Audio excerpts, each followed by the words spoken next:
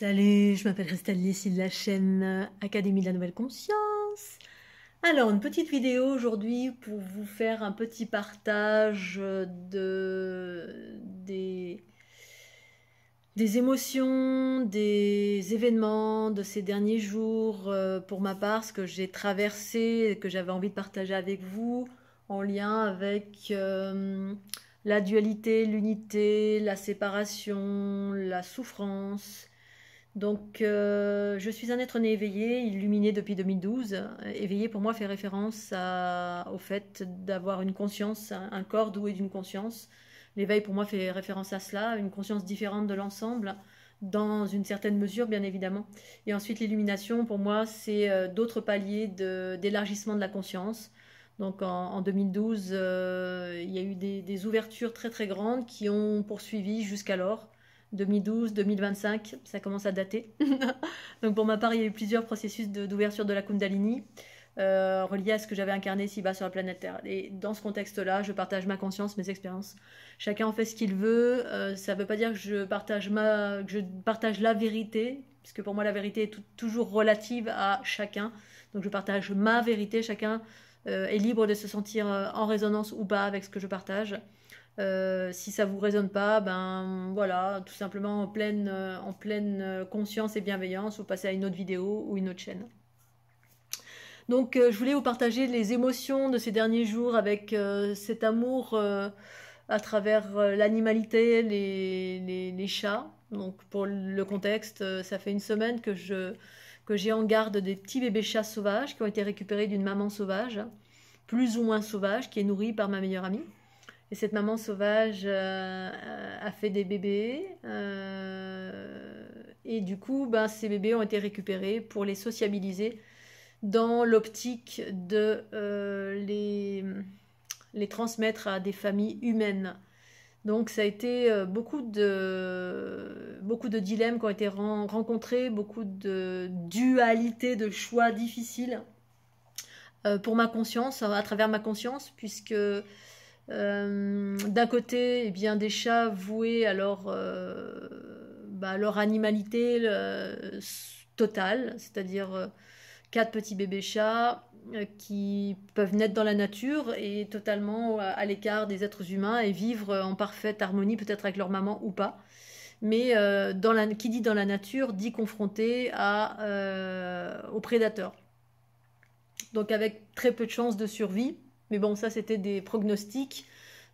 Surtout ici, alors le contexte c'est que je suis dans le Vercors, je suis dans un endroit très sauvage.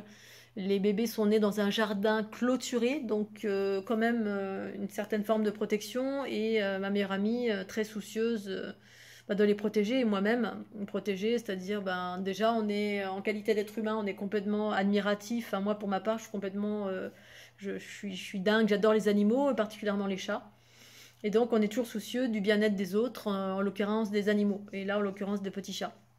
Tout en sachant que ces petits chats, voués à eux-mêmes dans la nature, eh bien, potentiellement, vont rester sauvages. Qui dit sauvage dit survie, qui dit survie dit aller chercher sa nourriture, mais dit aussi être enclin à être mangé, parce que les renards, en fait, mangent les bébés chats qui sont dans la nature. C'est comme un petit rat, un petit mulot, et ici, il y a beaucoup de renards un peu partout. Du coup, on a pris le pas de s'occuper de ces petits bébés chats sauvages, en sachant qu'il y a il y a un agenda en quelque sorte, c'est-à-dire l'agenda, c'est pas attendre trop longtemps, sinon les bébés chats deviennent trop sauvages et ensuite on peut plus du tout les approcher. Donc l'idée c'était de ne pas trop attendre et en même temps de les récupérer. Mais qui dit les récupérer dit les enlever au sein de la mère de maman. Donc ça a été le grand dilemme d'enlever des animaux, des bébés au sein de maman. Ça a été et donc c'était le début de l'initiation qui, je pense, est peut-être quelque chose de collectif à l'heure actuelle, parce que moi, c'est une conscience que j'ai depuis longtemps. Voilà, la dualité, qu'est-ce que ça implique, et l'unité, qu'est-ce que ça implique. Et la dualité, ça implique la séparation égale la souffrance. Parce qu'on est séparés, et la souffrance est entre autres le fait d'aller chercher l'amour à l'extérieur. Bref, mais donc du coup, ça a été le premier des grands dilemmes. C'était très difficile donc mon ami avait besoin de mon concours parce que c'est vrai que seul c'est pas évident. Gérer d'un côté la maman et de l'autre les bébés. Donc la maman, elle allait et venait. C'est une maman à qui on donne à manger. Enfin, mon ami donne à manger tous les jours, mais il est difficile de l'approcher. Voilà, on peut la caresser un peu quand elle vient manger, parce qu'elle est reconnaissante. Mais après, la caresser comme ça, voilà, on peut pas la prendre dans les bras, rien. Elle est sauvage. Et donc, mon ami et moi-même respectons cet espace et cette distance. Voilà, il y a une espèce d'amour inconditionnel de la part de mon ami de donner à manger sans attendre de câlin en retour. Il n'y a pas de condition au fait de s'occuper de ces chats sauvages. Mais le fait est que cette chatte, elle a mis bas. Et donc, la première des choses, c'est d'enlever des bébés au sein de maman. Ça a été très difficile. Et ça a mis en lumière cette notion de séparation de la mère, l'enfant de la mère. Et moi, dans mon contexte d'éveil de ma conscience, pour celles et ceux qui me connaissent, je partage et j'ancre la réalité de la mère, de l'énergie du principe féminin. C'est ce que je porte ici-bas sur la planète Terre, c'est ma signature, c'est ma fréquence, en lien avec les matrix genitrix, en lien avec l'amour originel. Ici-bas, on a appelé ça Dieu le Père, mais en fait, sur d'autres plans de conscience, il existe une version de la création qui est féminine. Ici, on a masculinisé, on a genré la création. Alors, ceux qui sont allés plus loin, on a appelé ça la source père-mère ou source tout court. Mais nombreux sont encore dans Dieu, et Dieu, on se relie à une énergie masculine. Et en fait, la notion de Dieu, alors sans offenser qui que ce soit, hein, pour moi, hein, parce que c'est ma vérité, c'est ce que j'ai rencontré en 2012, parce que moi je suis née dans les notions de Dieu, hein, j'ai été baptisée, j'ai lu des livres autour de Dieu, j'étais dans Dieu, et puis quand ma conscience est élevée au plus haut, il y a eu une bascule des polarités, puis il y a eu un retour du principe féminin en force à travers les sources mères, et au-delà de cela, la géométrie relative au Matrix Genitrix, et au-delà, j'ai rencontré des consciences exogènes, races extraterrestres exogènes qui créent des mondes, qui créent des mondes, qui créent des univers, des multivers à travers la géométrie, et qui sont des consciences féminines. Et on n'en parle jamais ici-bas sur la planète Terre. Ou alors si j'en entend parler, c'est du bout des lèvres. C'est tellement ça heurte les mœurs ici-bas sur la planète Terre où la création a été masculinisée. Voilà. Et donc c'est le reflet de notre jeune humanité où c'est le principe masculin, l'énergie masculine qui est utilisée en prédominance. Donc c'est nos notions notre rapport à la création, on a créé un Dieu, et un Dieu qui est personnifié, qu'on a mis à l'extérieur de nous. Bref, je ne vais pas revenir là-dessus, c'est mes considérations, mais là, moi, dans mon expérience, c'est l'amour, l'origine de l'amour, c'est le féminin. C'est l'origine du féminin, et c'est ce qu'on doit réancrer en nous, retrouver plutôt que réancrer, retrouver en chacun de nous, pour vivre l'unité, parce que d'une façon générale, on est plus en prédominance dans l'énergie masculine, de par le corps, de par notre animalité, de par la peur, de par tous les stimuli relatifs à les jeunes mondes qui s'ancrent, et l'ancrage lié à l'énergie masculine, la matérialité, l'animalité, bref. Pour revenir à mon process, c'est bien effectivement, là ça a été une séparation qui génère potentiellement de la souffrance, parce qu'on est dans le corps, on n'est pas dans l'unité. Donc maman voilà, s'est rendue compte, tout animal qu'elle est, qu'à un moment donné, elle n'a plus vu ses petits dans le nid, voilà l'endroit où elle nichait. Et c'était très difficile, nous, en qualité d'être humain, conscient, d'observer ça et de ressentir potentiellement la souffrance de la mère qui s'est mise à se lever dans le nid comme ça, parce qu'elle ne voyait plus ses petits, donc elle se levait dans l'odeur de ses petits. Voilà. Et donc ça a été un premier moment d'une déchirure en nous-mêmes, de constater voilà, qu'en voulant faire du bien, finalement on fait du mal. Du mal, un mal relatif, parce que on enlève des bébés pour leur éviter une animalité, voilà, d'une part, c'est-à-dire qui peut-être ils auraient survécu, hein, mais les deux potentialités, c'est soit ils se font manger par des renards, soit ils survivent par chance, parce que ça peut, hein. Et à ce moment-là, mon ami se retrouve avec 3-4 bébés chats, en plus des 4 autres chats qu'elle nourrit. C'est-à-dire, ces chats, nous autres êtres humains, surtout par rapport aux chats, et moi la première, hein, à travers le monde, ben, souvent on va nourrir des chats abandonnés, même s'ils se débrouillent par eux-mêmes, mais ils sont opportunistes malgré tout. Et partout autour du monde, souvent j'ai été amenée à ben, rencontrer des chats et des animaux, mais surtout des chats qui venaient vers moi. Le chat est très en lien avec le principe féminin, pour ma part en tout cas, avec voilà, les félins, le principe féminin, Bastet, Sekhmet, toute cette lignée de félins avec laquelle notre ADN est mélangé pour les déesses mères, en tout cas, pour ma part. Et du coup, cette notion ben, de voilà, se retrouver pour mon ami, se retrouver face à le fait d'être confronté à nouveau à des chats sauvages, parce qu'une fois qu'ils sont sauvages, ben, pour les approcher, ben, c'est très très difficile, ils restent sauvages. Pour autant, ils sont opportunistes et ils sont OK pour, si un être humain leur donne à manger, ben, bien évidemment, bah, ils viennent. Et du coup, ben, mon ami ne voulait pas se retrouver avec 4 chats, plus 4, donc 8 chats, dans la nature, à qui elle allait donner à manger. Et où l'autre solution, bah, c'est qu'ils meurent. Et voilà, si on peut sauver autant que possible des vies auxquelles on attache de l'importance parce qu'on a de l'amour pour bah, certains règnes, là, notamment le règne des félins, à travers les chats, eh bien on avait envie de, voilà, parce que des bébés, on est toujours complètement dingo face à des bébés, et surtout des bébés chats. Du coup, on a fait ce choix-là, qui était difficile parce que qui implique d'enlever des bébés à une maman, mais pour une bonne raison, même si c'est pas évident, parce qu'effectivement, alors je me suis retrouvée dans plein de situations à me dire, bah voilà, imaginons que nous, on soit un bébé être humain, on est né d'une maman qui est sauvage, et puis il y a un extraterrestre qui débarque, je sais pas, un éléphant qui est hyper intelligent et qui nous enlève, donc un géant qui nous enlève pour nous faire des câlins, nous donner à manger, nous donner de l'amour, mais ça reste un éléphant. Voilà, ça reste un éléphant et toute notre vie, on va passer notre vie avec des éléphants plutôt qu'avec des chats et nos frères et sœurs ou maman. Même si après les frères et sœurs, effectivement, ils oublient, il n'y a plus les réels, il n'y a pas les mêmes rapports que nous autres les êtres humains. Hein. Il peut y avoir des clivages entre maman, l'enfant, le fils qui devient grand peut s'accoupler avec sa maman. Bref, les rapports sont pas les mêmes, bien évidemment. Ils peuvent se fighter, ils peuvent se... Mais voilà, il y aurait pu y avoir une tribu de petits chats ou pas. Voilà, soit morts, soit une tribu ensemble, mais sauvages et qui potentiellement sont opportunistes d'aller chercher, quémander de la nourriture auprès des êtres humains parce que bah, dans la nature, c'est pas toujours évident. Euh, donc, il y a eu cette première déchirure qui est en lien finalement avec le rapport. C'est que l'origine, pour moi en tout cas, hein, là d'où on vient, c'est l'amour. Et l'amour, c'est la mère. Et l'origine de la création, c'est la mère pour moi. C'est l'énergie féminine qui représente le féminin, qui représente l'union-fusion, qui représente la transformation, la transmutation, qui représente la sagesse, la paix, tout ce dont, toute la douceur, l'enveloppement, l'amour inconditionnel, hein, voilà, et que peut porter la maman à l'enfant. L'enfant, c'est la création, c'est-à-dire que ce soit une maman chat ou que ce soit une mère divine qui est une fréquence que je porte et que portent plein de femmes sur cette planète Terre, c'est-à-dire qui est équilibrée dans ses polarités, mais dont le principe féminin est prédominant, donc l'amour universel, c'est-à-dire l'amour à la totalité de ce qui est du vivant, on va dire, voilà, qui ne se réduit pas qu'à une personne, mais à l'ensemble de la création.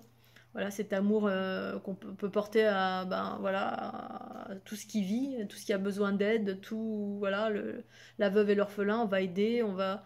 Mais souvent, voilà, après, il y a des singularités. Pour ma part, j'aide beaucoup les femmes et les animaux et potentiellement les enfants, qui sont des caractéristiques des mères divines, entre guillemets, hein, qui est juste un mot parce que divin veut dire, c'est une appellation, mais c'est juste une caractéristique de l'unité et en lien direct avec ces matrix génitrix, ces sources mères originelles.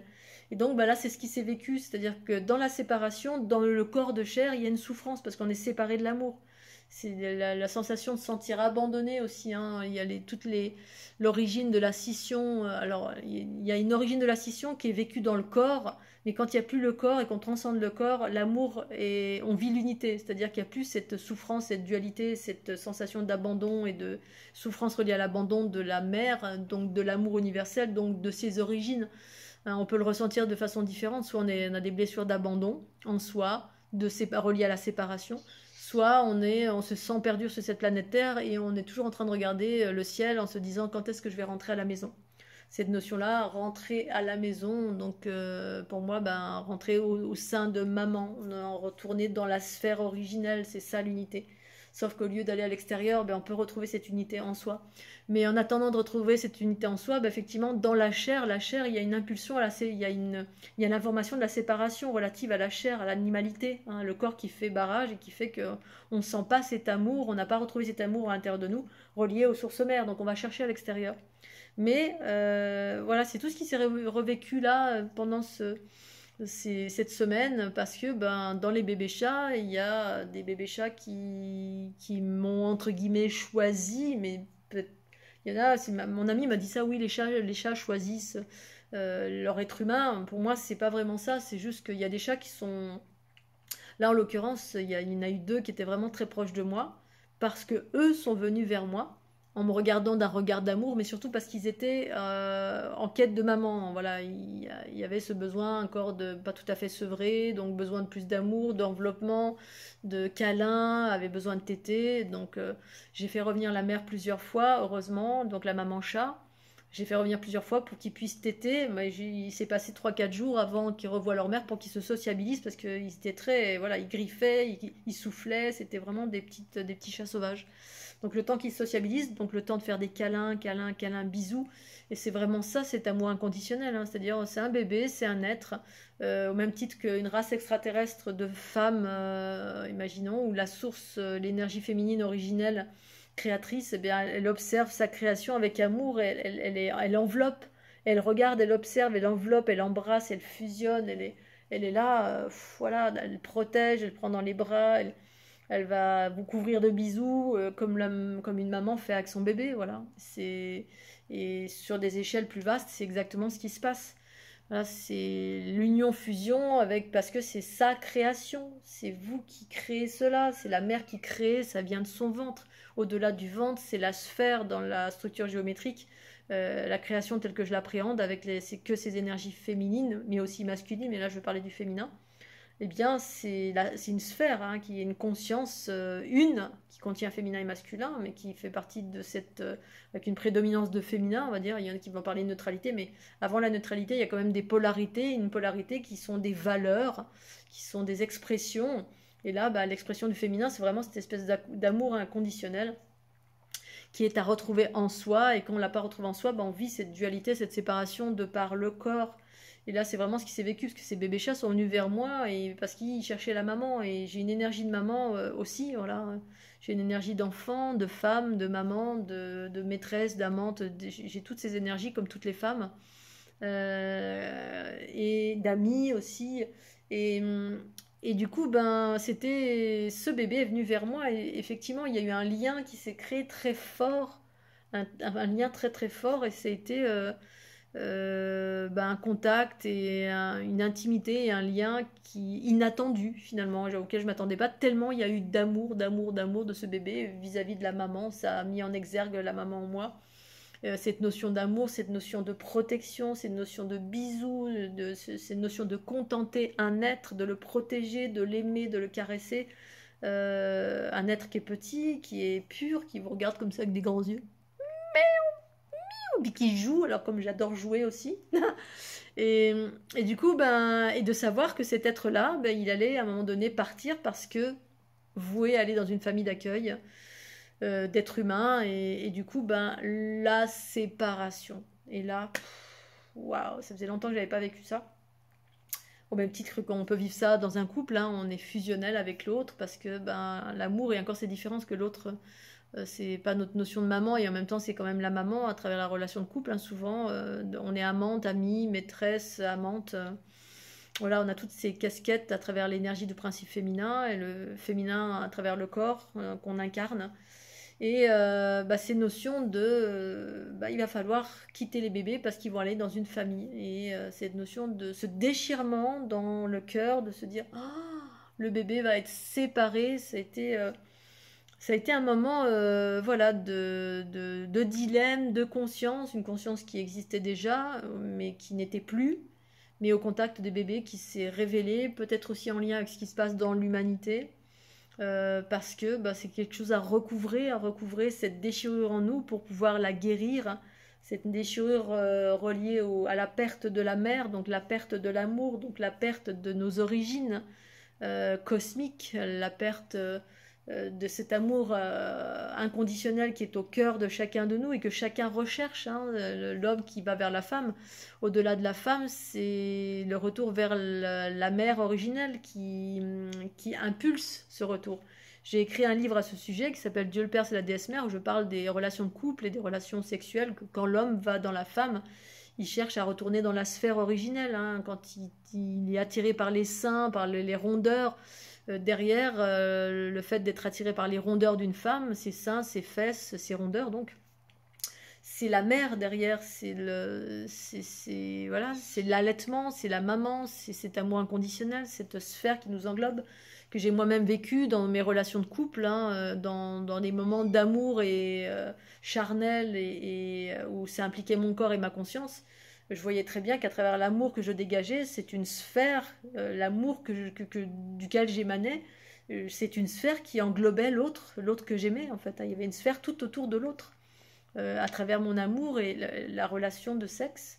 Quand quelqu'un, ben voilà, quand il y avait une union sexuelle, c'était cette sphère qui entourait l'autre, de mon amour universel, de mon amour inconditionnel à ce moment-là précis, pour rassurer le petit enfant que représente finalement l'énergie masculine, qui est une énergie exploratrice, qui part, qui explore, qui va à droite, à gauche, qui se sépare de maman pour explorer le corps et donc le monde et d'aller sur telle ou telle planète ou tel continent ou faire telle ou telle expérience, jusqu'à revenir à un moment donné vers la mer pour retrouver l'amour et cette stabilité en lien, voilà, ensuite entre la mer et le féminin, le masculin, l'exploration, donc l'intérieur, l'extérieur, c'est tout un mouvement dans l'équilibre, mais dans lequel on n'a pas encore recouvré cet équilibre parce qu'on est encore dans l'exploration, donc dans la séparation et donc dans le déchirement et le déchirement et les blessures d'abandon et de séparation et de reliées à cette dualité ici-bas sur la planète Terre. On est encore dans ces blessures parce qu'on n'a pas conscientisé finalement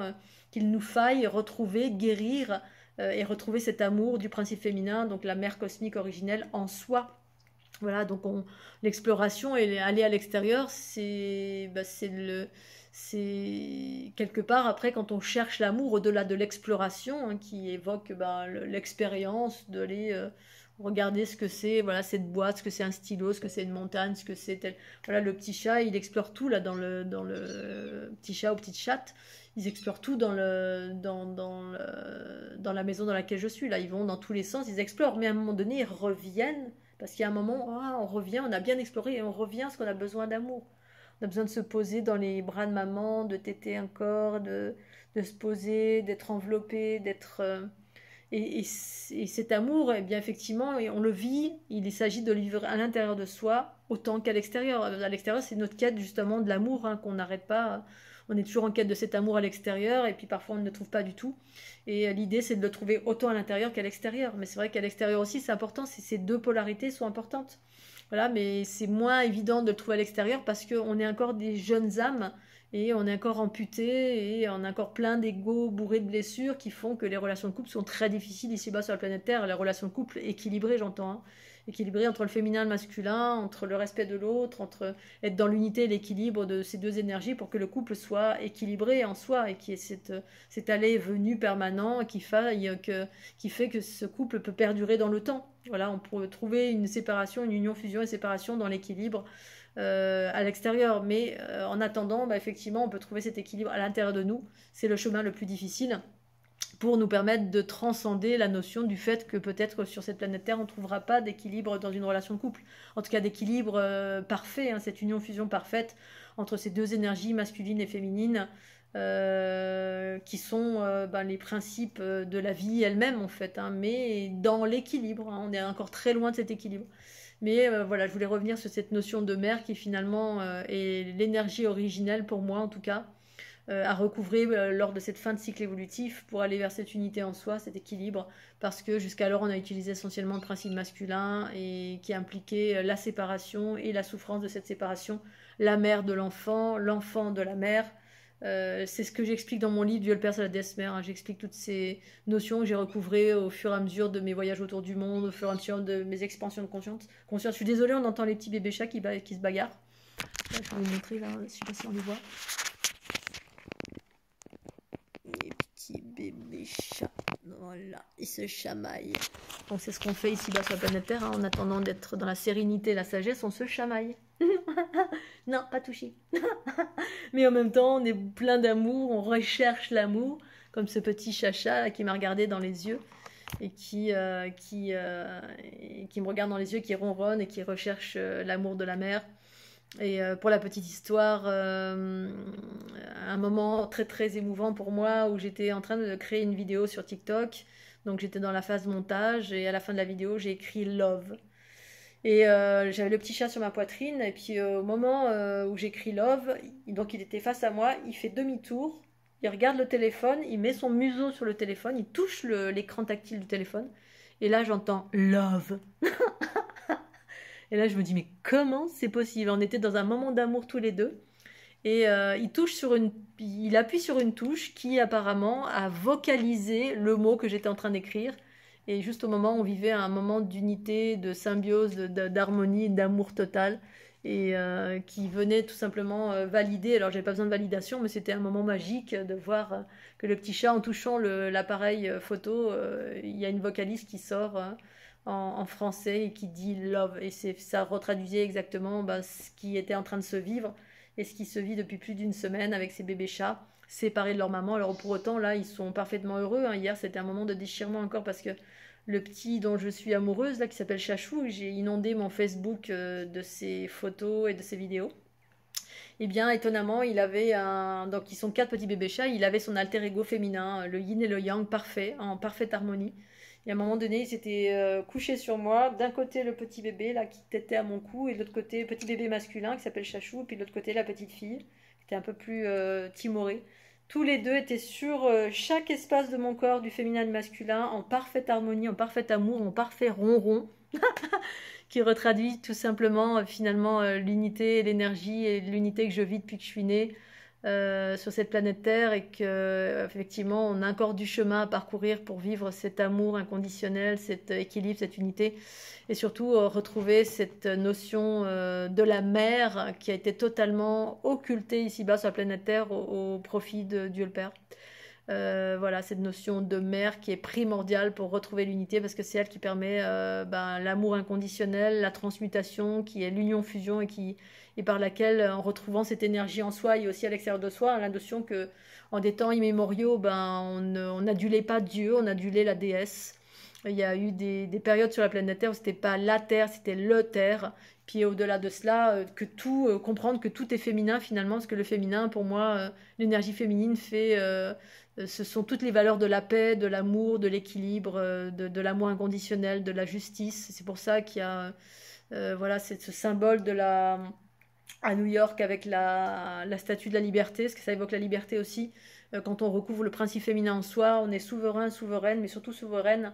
Ce sont des enseignements qui sont très, très occultés, cachés, parce que ici-bas, sur la planète Terre, tout a été dirigé par là où on en est, l'énergie masculine, le patriarcat. Et alors, c'est pas un jugement, c'est un constat, c'est une conscience, c'est une expérience, c'est tout ce que je vis depuis 2012, que je m'attendais pas à vivre, mais que je vis et que je partage. Sous le couvert de la fleur de l'unité qui permet de recouvrer cette énergie et surtout ce principe féminin que j'évoque en long, en large, en travers, à travers mon livre Dieu le Père, c'est la déesse mère, ce principe androgyne qui a été inversé. Le seul enseignant qui a validé mon livre, il s'appelle Claude Trax. À l'époque où j'ai écrit ce livre, Claude Trax je devais lui envoyer, parce qu'il était intéressé, et quand je lui ai donné le titre, il m'a dit c'est exactement ça.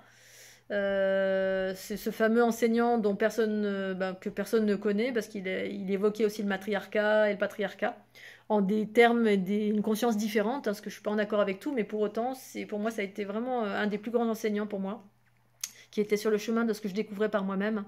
Et étonnamment, lui aussi, il a été écarté des environnements New Age, il a été un peu hué dans tous les sens.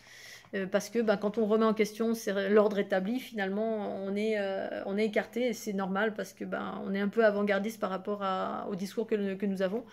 Et après, c'est ce que c'est.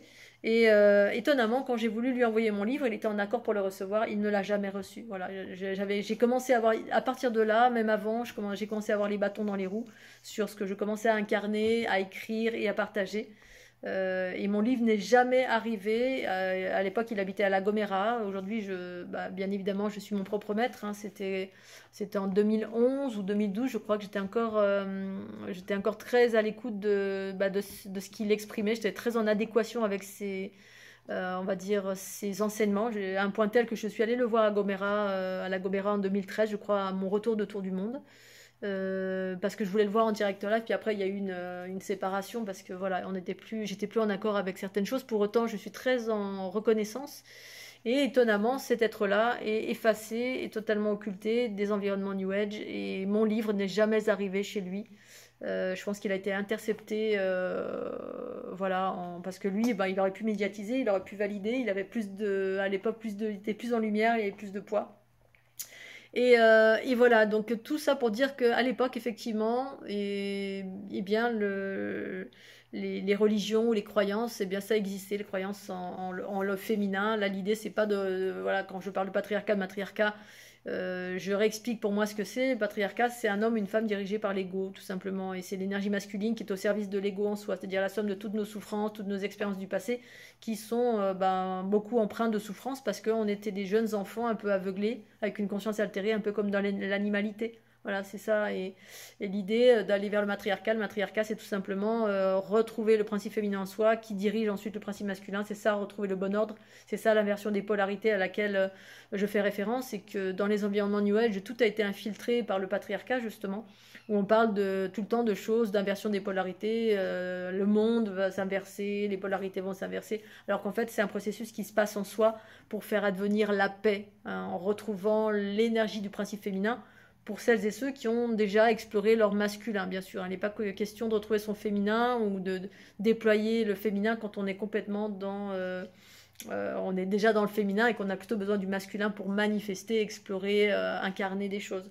Mais d'une façon générale, on est tous en prédominance dans le masculin parce que ça fait partie des processus d'ancrage dans les mondes jeunes, en tout cas pour ce que j'ai conscientisé depuis 2012 jusqu'à maintenant. Et que l'idée, c'est que le principe féminin, eh bien, c'est la conscience universelle d'amour, c'est l'esprit, c'est le soi supérieur, sagesse, amour, union, fusion, et surtout la transformation reliée à l'hyper-empathie qui nous connecte à la totalité de tout ce qui est. C'est ça l'unité, sauf qu'effectivement, de vivre l'unité pleinement et de déployer toute chose à partir de l'unité ici-bas sur la planète Terre, c'est pas facile. Enfin, tel que je le partage, tel que je le vis.